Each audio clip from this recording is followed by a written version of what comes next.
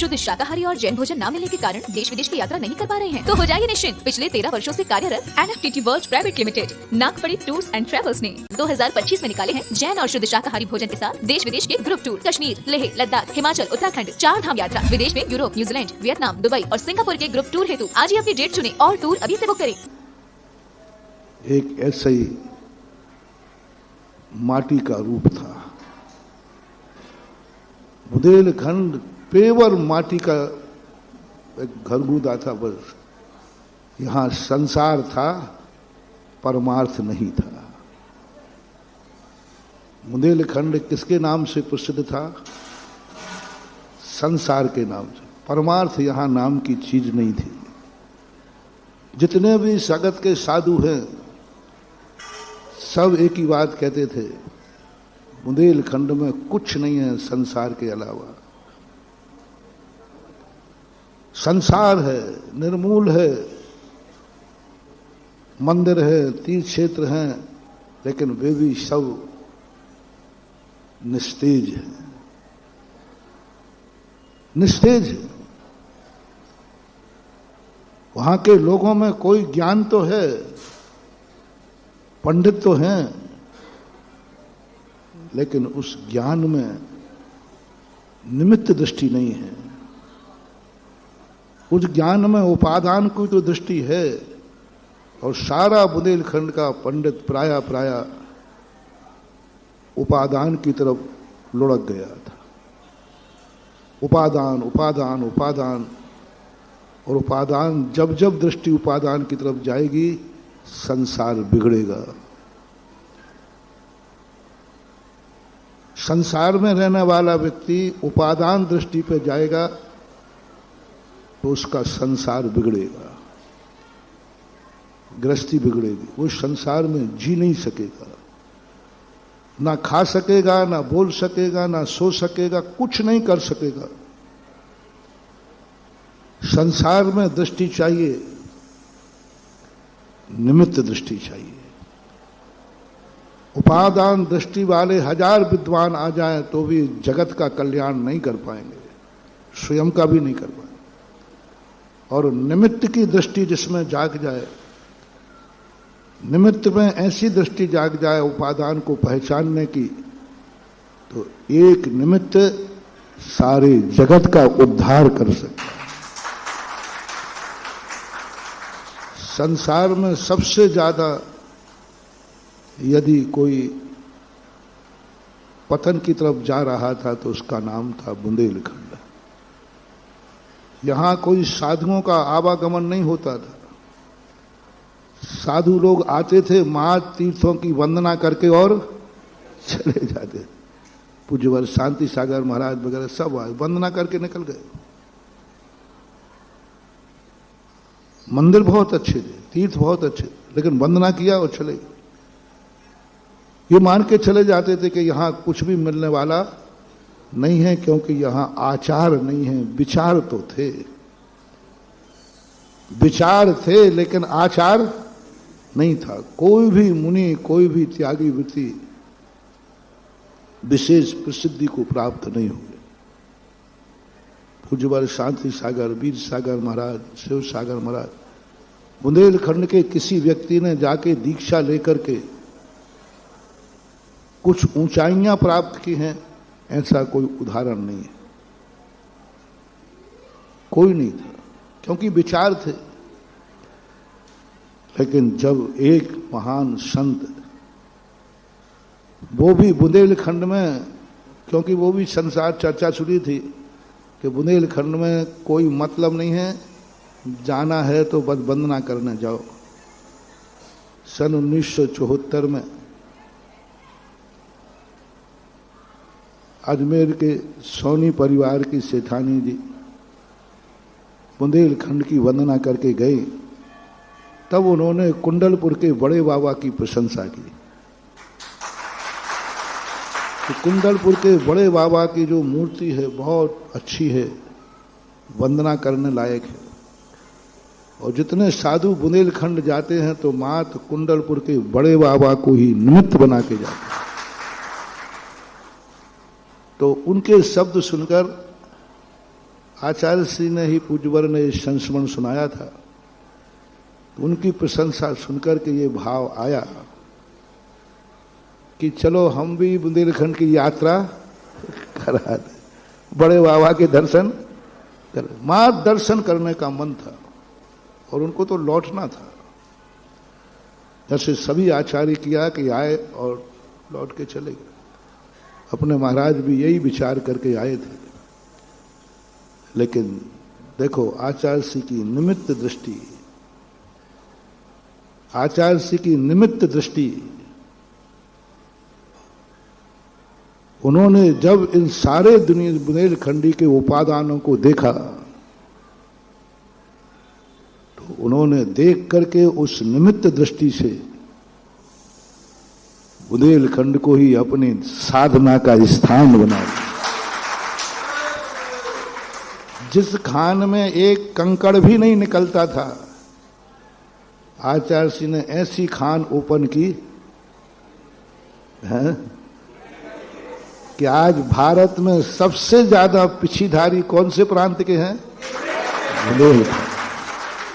एक निमित्त दृष्टि देखो पूज्यवर की, एक उस निमित्त दृष्टि से पहचाना, अपने आप को नहीं पर को पहचानना ही निमित्त दृष्टि है।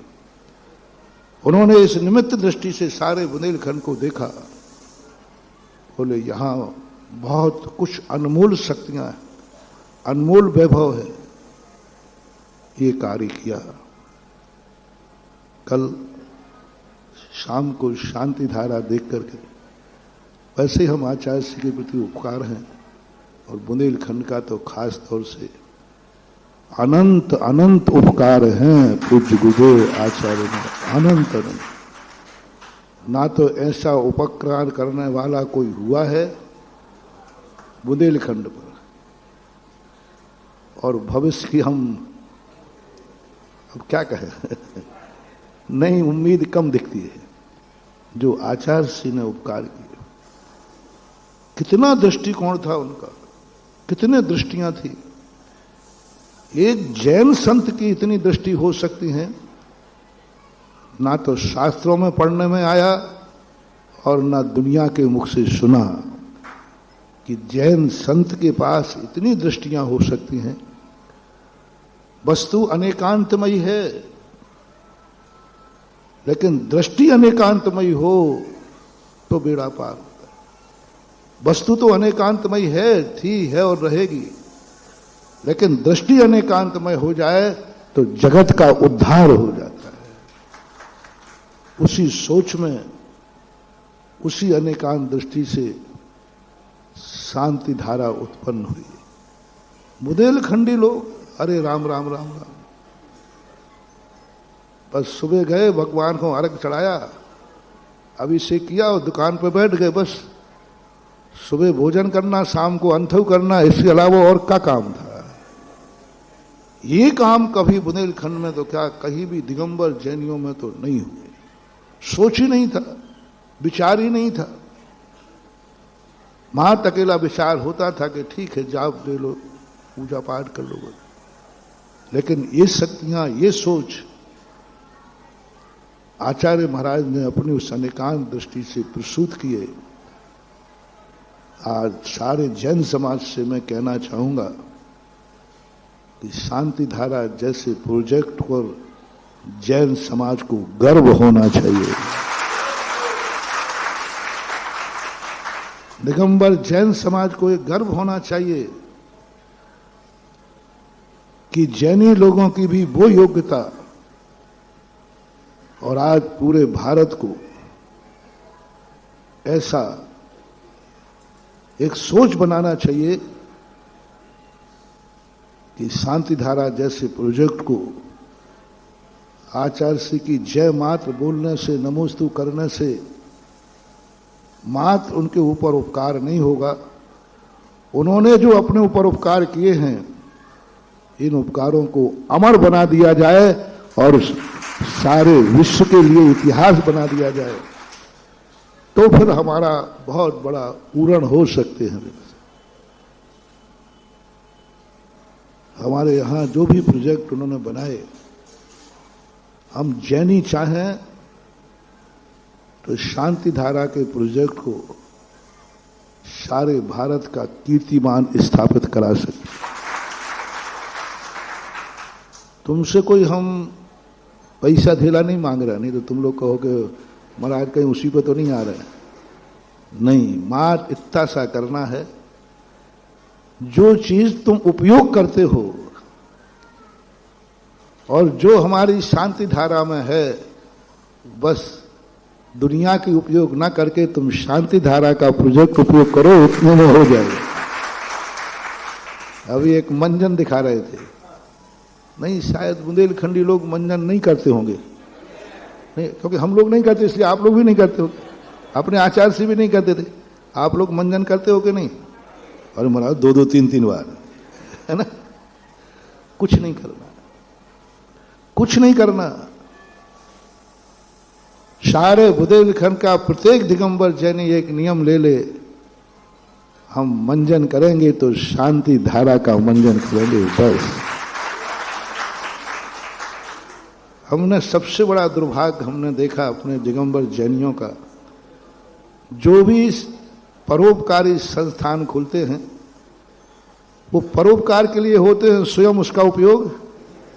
स्कूल खुलते थे पहले, खुले हैं पहले, वे स्कूल में जैनियों के बच्चे नहीं पढ़ते। स्कूल कौन सा है? जैन हाई स्कूल है ना, जैन स्कूल है, पर जैनी के बच्चे नहीं होंगे, वे स्कूल नहीं चलते महानुभाव। जैन स्कूल है, जैनी के बच्चे नहीं। कमेटी स्कूल चला रही है लेकिन कमेटी के बच्चे उसमें नहीं पढ़ते। पूछा क्यों नहीं पढ़ते? तो उनको मालूम है कि हम अपने बच्चे की जिंदगी खराब करेंगे क्या।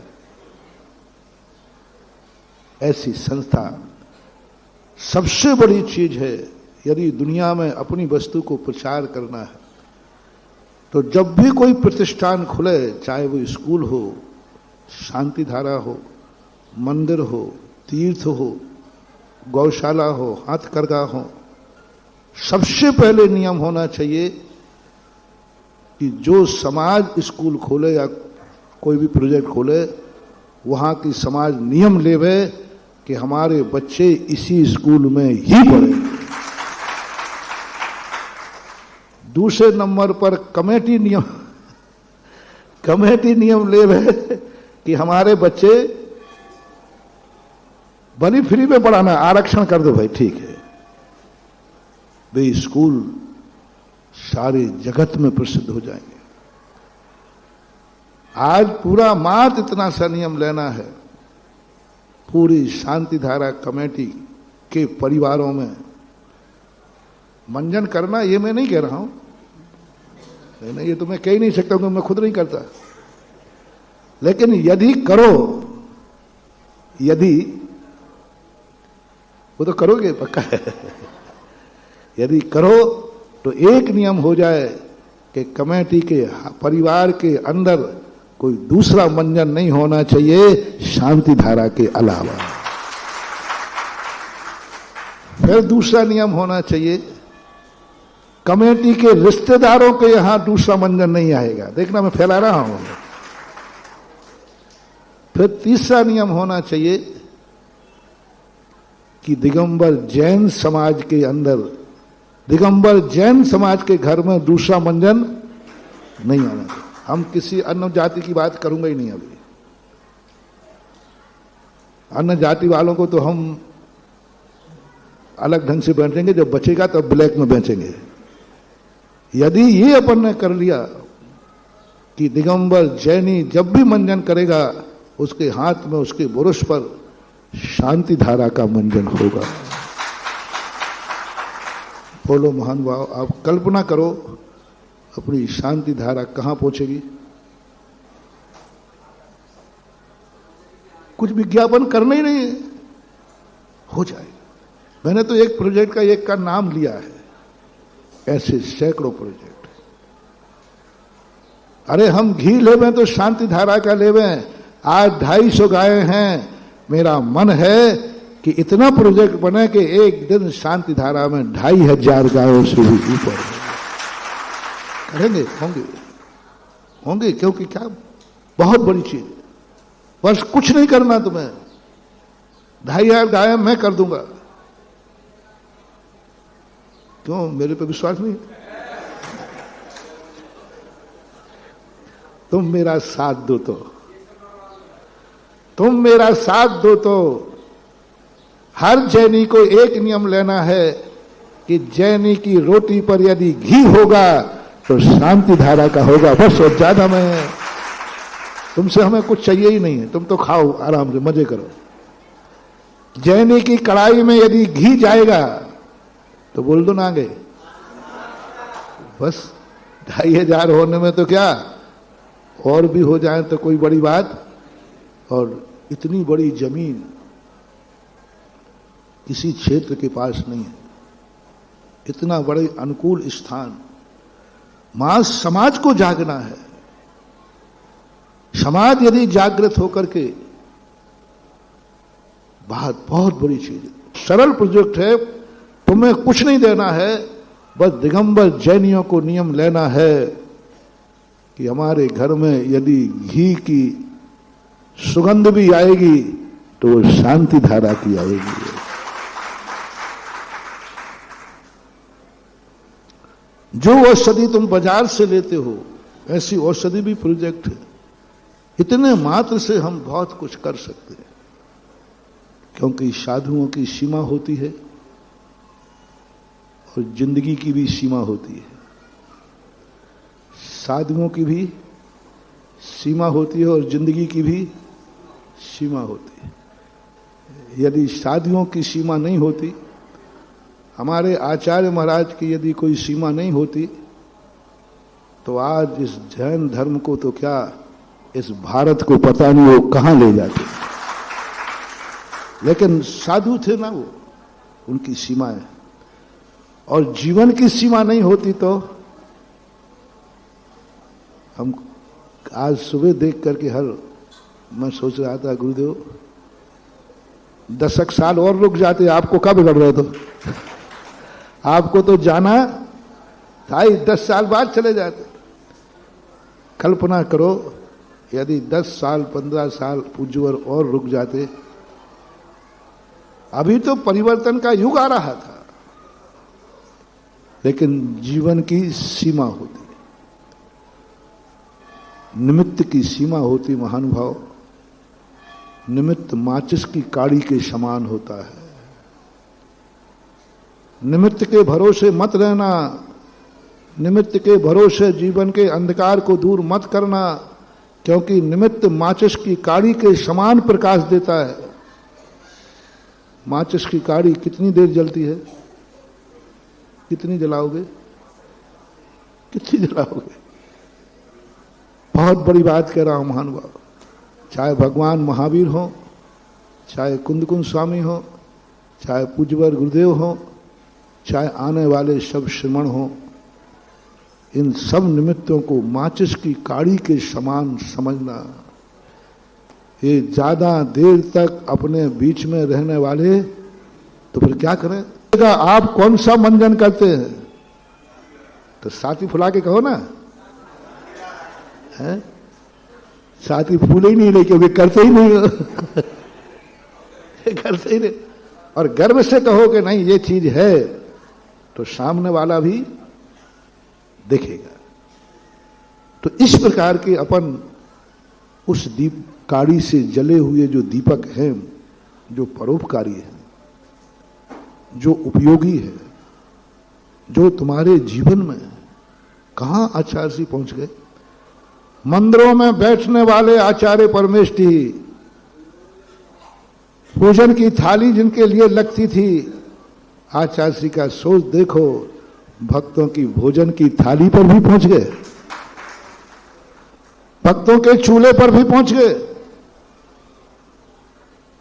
कि हमारे भक्तों के हाथ में मात्र द्रव्य का ही अर्घ नहीं होगा, हमारे भक्तों की भोजन की थाली पर भी शांति धारा का घी। सस्ता करना है महाराज, थोड़ा सस्ता कर दो, कर दूंगा सस्ता, बिल्कुल पक्का है। तुम मेरी बात मान जाओ, मैं तुम्हारी मानूंगा पक्का।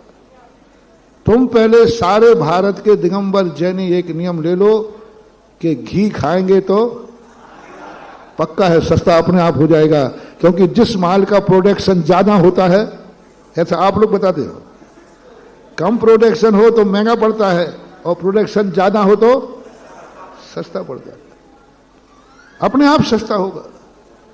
और जब जैनी खाएगा तो धीरे से श्वेतांबर भी चालू हो जाएंगे, और श्वेतांबर चालू हो जाएंगे तो सारी वैश्य जाति चालू हो जाएगी, और धीरे धीरे करके बहुत बड़ा निमित्त दृष्टि एक पूज्यदेव, एक व्यक्ति की, एक व्यक्तित्व की निमित्त दृष्टि गई, उसका उपकार।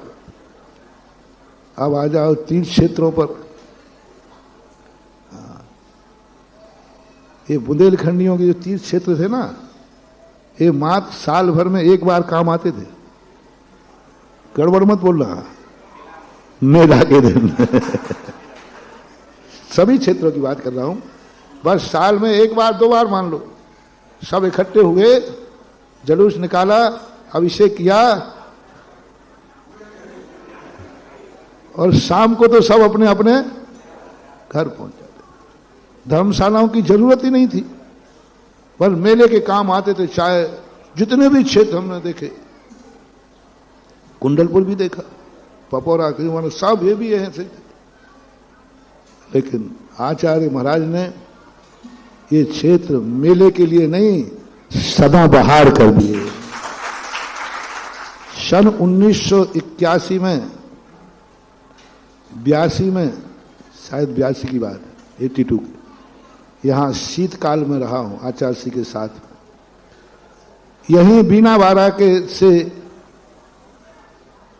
ठंड सहन करने की साधना शुरू आचार्य सिंह ने की थी और हम लोगों ने की।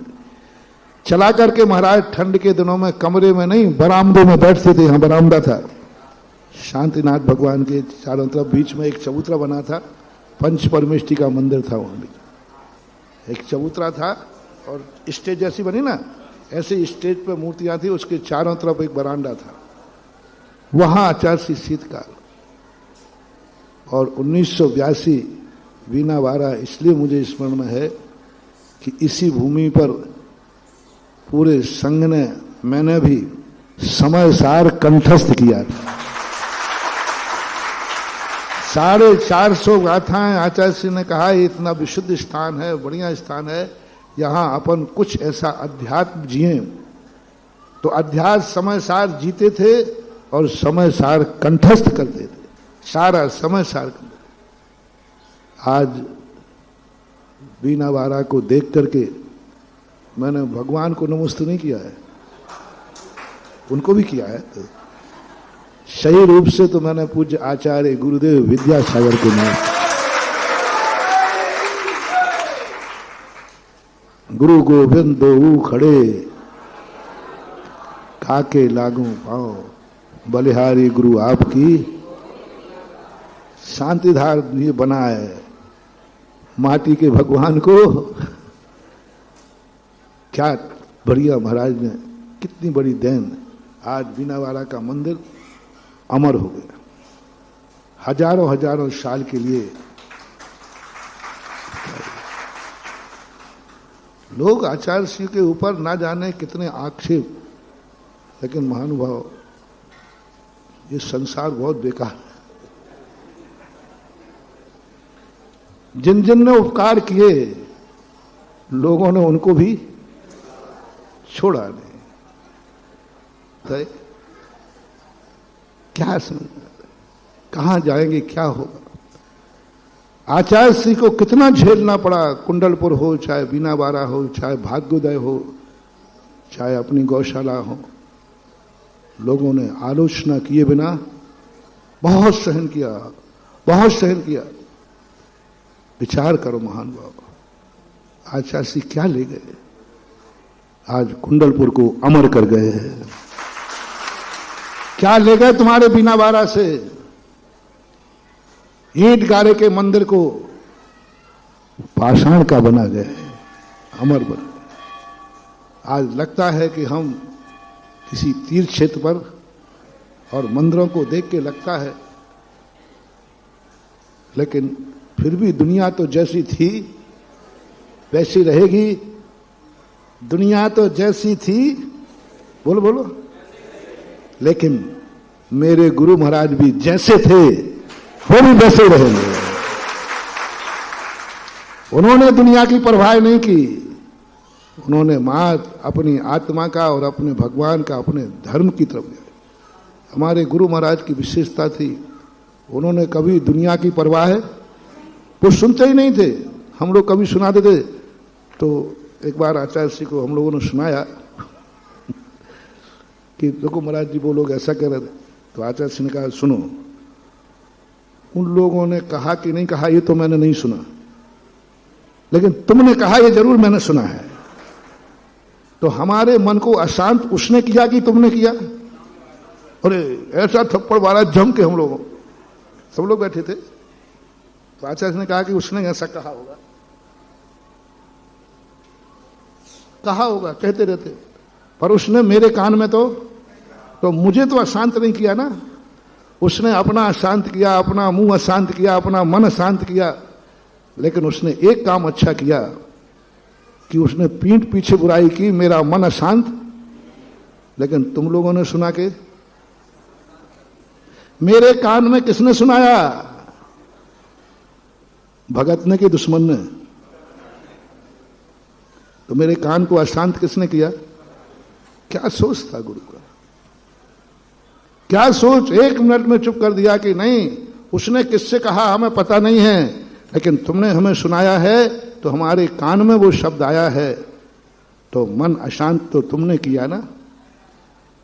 मैं अशांत होऊंगा नहीं, मैं तो तुम्हें शिक्षा दे रहा हूं। यानी उनका ये संदेश था कि जब अच्छा कार्य करो तो दुनिया की मत सुनो, अच्छा कार्य में जुट जाओ, सफलता ही सफलता। यदि आचार्य श्री दुनिया की सुनते तो ना तो भाग्योदय होता, ना अपनी शांति धारा होती, और ना ये बोलो ना भगवानों का मंदिर होता, ना कुंडलपुर, ना बीनावारा, ना बहुत दुनिया की ऐसी कुछ भी बात नहीं थी। करते गए। आज महानुभाव जिनको समझ आ गई हो, उनके लिए कम से कम इन सब निमित्तों के द्वारा जो अपने ऊपर उपकार हुए हैं, इन सब उपकारों को दीपक बना लें, और एक दीपक को ऐसा रूप बना दें कि ये दीपक बुझने ना पाए। हम में जलाने की शक्ति नहीं है, लेकिन जलते हुए दीपक की सुरक्षा करने की तो शक्ति होना चाहिए। हम दीपक को नहीं जला सकते, क्योंकि जलाने के लिए बहुत कुछ साधना करना पड़ता है, लेकिन जलते हुए दीपक को ज्यादा नहीं करना, एक चिमनी सुरक्षा करना है।